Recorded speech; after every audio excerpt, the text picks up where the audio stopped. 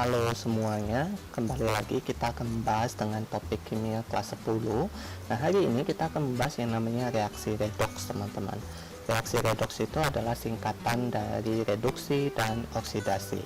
Jadi reaksi redoks biasanya akan memiliki sisi reaksi reduksi dan ada juga reaksi yang oksidasi.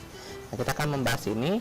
Nah, sebelum kita lebih jauh menentukan reaksi redoks, kita akan mempelajari dulu 4 konsep utama tentang reaksi redoks. Oke, jadi ada 4 konsep utama tentang reaksi redoks. Yang pertama itu adalah berdasarkan serah terima oksigen, kedua itu adalah berdasarkan transfer elektron, ketiga itu adalah berdasarkan serah terima hidrogen, dan yang terakhir itu adalah berdasarkan kenaikan dan penurunan Bilox.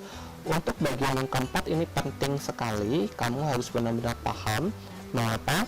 Karena dengan konsep yang keempat ini sebenarnya kamu bisa menjelaskan ketiga konsep yang lainnya, gitu ya. Untuk konsep redoksnya sendiri kamu membutuhkan konsep ini, oke, tentang bilangan oksidasi. Nah, kita akan mulai dengan yang pertama tentang serah terima oksigen. Nah, untuk serah terima oksigen, oksidasi itu adalah penerimaan oksigen oleh suatu senyawa atau unsur. Jadi kalau kamu punya unsur atau senyawa menerima oksigen, maka dia mengalami reaksi oksidasi. Nah, kebalikannya reduksi itu adalah jika senyawa atau unsur tersebut melepaskan oksigen. Kita lihat contohnya yuk. Di sini ada Mg, 2 Mg ditambah O2 membentuk 2 MgO. Nah, kalau kamu perhatikan Mg di sini sebelumnya tidak ada O. Kemudian produknya membentuk MgO di mana Mg mengikat O. Nah, di sini maka kita bisa mengatakan bahwa Mg-nya itu teroksidasi. Sedangkan yang di bawah juga sama, C awalnya tidak ada O, maka menghasilkan CO2, maka dia juga teroksidasi. Nah, unsur atau senyawa yang mengalami reaksi oksidasi atau menerima oksigen kita sebut dengan reduktor, teman-teman. Jadi kalau dia itu mengalami reaksi oksidasi, maka kita sebut dengan nama reduktor. Artinya senyawa itu membuat senyawa lain mengalami reaksi reduksi ya. Jadi dia kalau dia teroksidasi maka dia reduktor ya. Kalau dia tereduksi maka dia adalah oksidator, seperti itu. Kebalikannya. Nah, ini adalah kebalikannya, teman-teman. Kalau PbO2 membentuk PbO, O-nya berkurang, artinya O-nya dilepas, teman-teman. Nah, O-nya dilepas maka PbO2 itu adalah tereduksi. ZnO menjadi Zn, maka dia juga tereduksi. Nah, unsur yang melepaskan oksigen atau mengalami reaksi reduksi itu disebut dengan oksidator ya. Oke, oksidator. Kita masuk ke konsep yang kedua, serah terima elektron. Nah, untuk serah terima elektron ini adalah singkatan yang bisa kita ingat, digunakan untuk mengingat tentang konsep reaksi redoks berdasarkan serah terima elektron, yaitu Oleyric. Di mana Oleyric itu adalah oxidation is loss of electron, artinya oxidation kehilangan elektron, sedangkan Lic-nya itu adalah reduction is gain of electron, artinya reduction mengalami penambahan jumlah elektron. Nah, kita lihat contohnya di sini.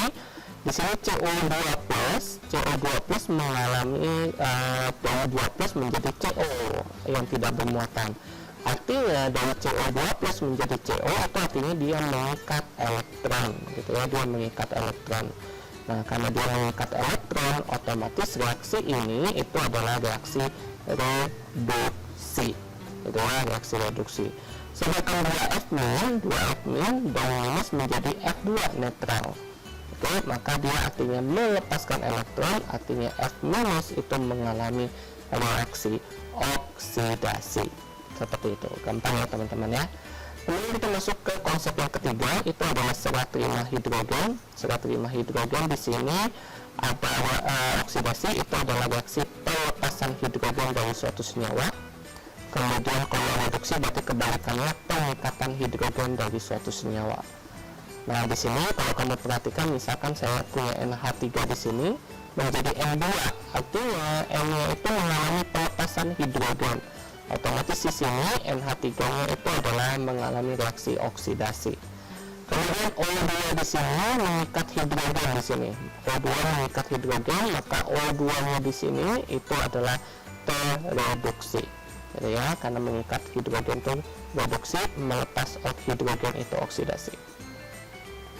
Jadi unsur atau senyawa yang mengalami reaksi oksidasi disebut reduktor, dan kalau yang mengalami reduksi disebut dengan oksidator. Nah, sekarang kita mulai masuk ke konsep yang keempat dan konsep paling penting dalam reaksi redoks teman-teman, yaitu menggunakan bilox. Oke, kita akan menggunakan tegangan dan penurunan bilox untuk menentukan suatu reaksi itu oksidasi atau reduksi. Nah, untuk menentukan kenaikan dan penurunannya, tentu kamu harus bisa bagaimana menentukan bilox itu sendiri gitu ya. Bilox itu apa? Bilox itu adalah muatan relatif suatu atom dalam unsur, molekul atau ion yang ditentukan berdasarkan keelektronegatifan atom-atomnya. Jadi misalkan saya punya positif, bilox itu ada dua nilai, ada yang bernilai positif, ada yang bernilai negatif. Yang positif itu artinya dia kehilangan elektron atau membentuk ion yang kehilangan elektron. Kalau negatif dia menerima elektron. Seperti itulah. Nah, di sini untuk menentukan redoks, reaksi reduksi dan oksidasi, kalau oksidasi itu adalah yang mengalami peningkatan bilangan oksidasi. Jadi kalau biloxnya naik, maka dia oksidasi. Kalau biloxnya turun, maka dia disebut dengan reaksi reduksi. Nah, seperti yang tadi saya katakan, dalam menentukan yang mana naik dan mana turun, maka kamu wajib bisa menentukan bilox dari suatu unsur. Ada beberapa aturan penting yang harus kamu ketahui. Yang pertama, jika unsurnya itu berdiri sendiri atau molekul unsur, maka biloxnya itu adalah bernilai 0. Ini gampang banget teman-teman. Kalau misalkan saya punya K, saya punya Na tidak berikatan dengan unsur lain, ya udah nggak usah banyak pikir panjang, itu nilainya 0 biloxnya. Kalau saya punya H2, O2, CO2, BO2, U2 dan semua yang 2 yang berikatan dengan unsurnya sendiri, biloxnya itu juga adalah 0. Kemudian kalau bilangan oksidasi dari hidrogen itu adalah +1, kecuali kalau dia berikatan dengan logam. Logam itu adalah unsur yang tidak boleh bermuatan negatif teman-teman. Jadi kalau dia logam berikatan dengan H-nya harus ngalah gitu ya. Logamnya harus jadi positif, H-nya harus jadi negatif. Kalau bilangan oksidasi oksigen itu adalah -2, kecuali kalau dia berikatan dengan fluorine. Fluorine ini adalah unsur yang paling elektronegatif diikuti dari oksigen. Maka karena O kalah elektronegatif dibandingkan fluorine, maka O harus bernilai positif. Kemudian kalau hidrogen peroksida, kalau H2O2, O-nya menjadi -1. Kalau superoksida, maka O-nya menjadi -setengah. Seperti itu. Kemudian jumlah bilangan oksidasi dari suatu atom penyusun suatu molekul adalah 0 kalau unsurnya atau senyawa atau molekulnya itu adalah molekul netral. Contoh, saya punya H2SO4. H2SO4 di sini dia terdiri dari 2H ditambah S tambah 4O sama dengan 0. Jumlahnya itu sama 0 teman-teman. Jadi jumlah bilox H tambah jumlah bilox S tambah jumlah bilox O itu sama dengan 0. Gitu ya. Tapi kalau dia ion, maka jumlah biloxnya itu adalah sesuai dengan ion tersebut. Jadi misalkan saya punya Cl2O7 2 maka 2 kalikan bilox Cl ditambah 7 kalikan bilox O itu sama dengan -2. Oke, jadi sama dengan -2, tidak 0, tetapi karena dia ada buatan maka -2. Untuk alkali tanah, biloxnya itu sama dengan +1. Ini alkali ya teman-teman. Golongan 1A itu adalah golongan alkali. Untuk golongan alkali itu +1, alkali tanah golongan 2A itu +2, golongan 3 itu +3, golongan 4 itu 4. Nah, di sini kecuali kalau dia berikatan dengan nilai negatif, maka dia menjadi positif. Nah, 5A itu adalah -3, sama seperti pengecualian sebelumnya. Kalau dia berikatan dengan negatif, maka dia jadi positif. Golongan 6A itu adalah -2. Fluorine selalu -1. Kenapa? Karena fluorine itu adalah unsur yang paling elektronegatif. Jadi dia tidak akan pernah berubah menjadi positif ya teman-teman ya. Jadi dia selalu bernilai negatif. Halogen itu adalah -1, kecuali kalau misalkan halogen itu bertemu dengan unsur yang lebih elektronegatif, maka dia akan menjadi positif. Contohnya NaClO. Jadi ClO itu lebih elektronegatif dibandingkan Cl, maka di sini Cl-nya akan bernilai positif, gitu ya, karena O-nya bermuatan lebih elektronegatif, gitu ya. Oke, ini adalah contohnya. Untuk yang pertama, ini adalah contoh NaBr. Ini gampang banget teman-teman. Jadi kalau saya punya segala NaBr, karena dia tidak bermuatan, maka jumlah bilox Na ditambah Br itu sama dengan 0. Jadi di sini jumlah bilox Na ditambah jumlah bilox Br itu sama dengan 0. Na itu adalah golongan 1A, maka muatannya itu adalah plus 1, biloxnya adalah plus 1, BR mau kita tentukan sama dengan 0, maka BR itu adalah plus 1 pindah ruas, jadi sama dengan min 1, gitu ya. Selanjutnya FO2O3 juga sama, 2 kalikan bilox dari FO ditambah 3 kalikan bilox dari O sama dengan 0. Jadi FO kita mau tentukan, jadi 2 kalikan FO, 2FO ditambah 3 kalikan bilox dari O itu adalah min 2 sama dengan 0.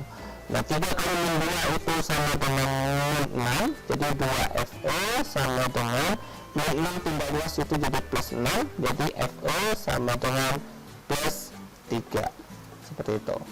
Nah coba kita sekarang kerjakan yang bermuatan. Jadi misalkan saya punya NO2 min, jadi N ditambah bilox dari 2 kalikan bilox dari O itu sama dengan min 1, jadi N ditambah 2 kalikan min 2 sama dengan min 1, 2 kali min 2 itu adalah min 4, pindah ruas jadi plus 4, jadi N sama dengan min 1 plus 4 sama dengan plus 3, seperti itu ya. Jadi gampang ya teman-teman ya. Jadi kalau dia tidak bermuatan maka jumlahnya itu adalah 0, kalau dia bermuatan maka pakai muatannya.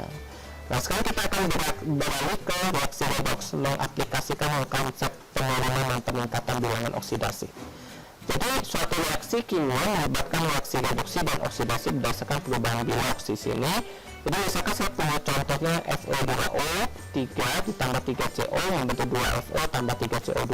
Nah sekarang gimana cara menentukan yang mana oksidasi, yang mana reduksi? Nah sebenarnya kalau kita menggunakan konsep pelepasan dan penurunan oksigen, kita bisa tahu di sini ya. Jadi FO2O3 menjadi FO berarti dia melepaskan oksigen, pasti dia itu adalah reaksi reduksi gitu ya sebenarnya. Tapi di sini kalau kita menggunakan perubahan bilox, kami harus menentukan bilangan oksidasi masing-masing unsur yang terlibat dalam reaksi ini. Jadi pertama FO2O3 dulu, O itu min 2, 3 kali min 2 itu min 6, tambah ruas itu adalah plus 6 dibagi 2 jadi plus 3. CO, O itu adalah min 2, C itu maka lawannya min 2 tambahkan jadi plus 2. FO berdiri sendiri maka 0, CO2 O yang min 2, 2 kali min 2 min 4 pindah ruas plus 4 maka ini plus 4. Nah setelah kalian menentukan bilox ini, tinggal lihat mana yang mengalami perubahan bilangan oksidasi, yaitu di sini FO dan C. Nah di sini FO dari plus 3 menjadi 0, dan ini plus 2 menjadi plus 4. Plus 3 menjadi 0 itu artinya turun, maka di sini reaksinya itu adalah reduksi. Plus 2 menjadi plus 4 itu adalah reaksi oksidasi karena peningkatan bilox. Nah, lalu kalau saya menentukan siapa yang menjadi oksidator, siapa yang menjadi reduktor, itu gampang banget teman-teman. Kalau oksidator itu mengalami reaksi reduksi, kalau reduktor itu mengalami reaksi oksidasi. Jadi yang mengalami reaksi reduksi itu adalah FO2O3. Jadi untuk oksidator itu adalah senyawa FO2O3. Sedangkan yang mengalami reaksi reduks yang disebut dengan reduktor itu adalah yang mengalami reaksi oksidasi, jadi senyawanya itu adalah senyawa CO. Gitu teman-teman, gampang ya. Nah ini adalah reaksi redoks, mengapa karena terjadi perubahan bilangan oksidasi. Terkadang ada soal-soal yang menanyakan di mana reaksi yang bukan reaksi redoks. Kalau misalkan bertanya seperti itu, ya gampang teman-teman, tinggal cek aja biloxnya. Kalau biloxnya ada yang mengalami perubahan, berarti dia redoks. Kalau nggak berubah, ya berarti bukan redoks. Gitu ya teman-teman ya. Nah ini adalah contoh kedua yang kita bahas, dan ini adalah contoh terakhir kalau saya nggak salah. Belum ya, masih ada 2 konsep lagi. Di sini saya tulis CuO tambah OH3 membentuk Cu tambah O2 tambah 3H2O. Saya suka banget soal kayak gini teman-teman. Kenapa? Karena di sini ada 2 yang udah 0.